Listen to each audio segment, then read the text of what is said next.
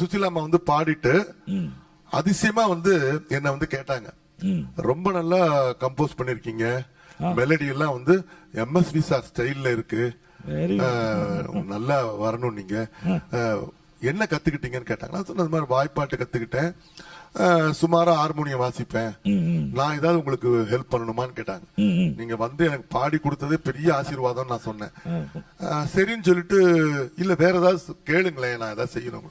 நான் சொன்னேன் எனக்கு ரொம்ப நாளா அந்த 4 செட் பாக்ஸ் அக்கார்டியன் பாக்ஸ் ஒரு ஹார்மோனியத்துல வரும், அது வந்து ப்ரொஃபஷனலா வச்சிருக்கிறவங்க வந்து சென்டிமெண்டா கொடுக்க மாட்டாங்க, விற்க மாட்டாங்க. புது பொட்டி வேணா கடையில காசு கொடுத்தா கிடைச்சிடும். எனக்கு அந்த பழைய பாக்ஸ், இந்த பிரெஞ்சு ரீடு ஜெர்மன் ரீடுன்னு சொல்லுவோம், அத மாதிரி பழைய பாக்ஸ் கிடைக்கணும். அதை நான் ட்ரை பண்ண, எனக்கு கிடைக்கவே இல்லம்மா, நான் ஒரு சின்ன பொட்டி சிங்கிள் ரீட் பாக்ஸ் தான் வச்சு கம்போஸ் பண்ணிட்டு இருக்கேன் அப்படின்னு சொன்னேன். சரின்னு சொல்லிட்டு வீட்டுக்கு போயிட்டாங்க.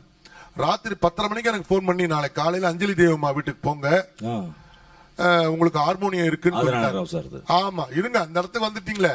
நான் காலையில அஞ்சலி தேவம்மா வீட்டுக்கு போயிட்டேன். சரி, போயிட்டு 8:30 மணிக்கு என்ன போக சொன்னாங்க, நான் 8 மணிக்கே போயிட்டேன். போனா எனக்கு முன்னாடி அந்த அம்மா குளிச்சு கிளி தலையில அந்த துண்டெல்லாம் கட்டிக்கிட்டு வேலைக்காரி விட்டு மேல பரணில இருந்து ஒரு 4 ஹார்மோனிய பொட்டி கீழே எடுத்து வச்சு தூசி எல்லாம் தட்டி தொடச்சிட்டு இருக்காங்க.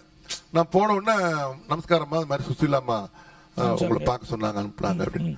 வாங்க வாங்க வாங்க உட்காருங்க, நீங்க ரம்யா பிள்ளை மாஸ்டர் சன்னு தானே சொன்னாங்க. சுசீலாமா சொன்னாங்க, வாங்க கூச்சண்டி அப்படின்னு உட்கார சொல்லி காஃபி எல்லாம் கொடுத்துட்டு, இங்க 4 பாக்ஸ் இருக்கு, இதுல எது பிடிக்குதோ நீங்க எடுத்துக்கங்கன்ட்டாங்க.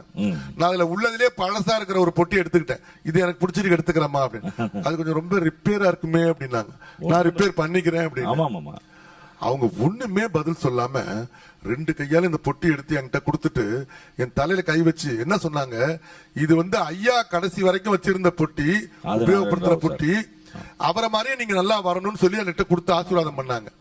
அந்த ஐயால அவங்க குறிப்பிட்டது யாருன்னா, நான் சஸ்பென்ஸா வச்சிருந்தா நீ உடைச்சுட்ட, ஆதி நாராயண ராவ் எவ்வளவு பெரிய மியூசிக் டைரக்டர்.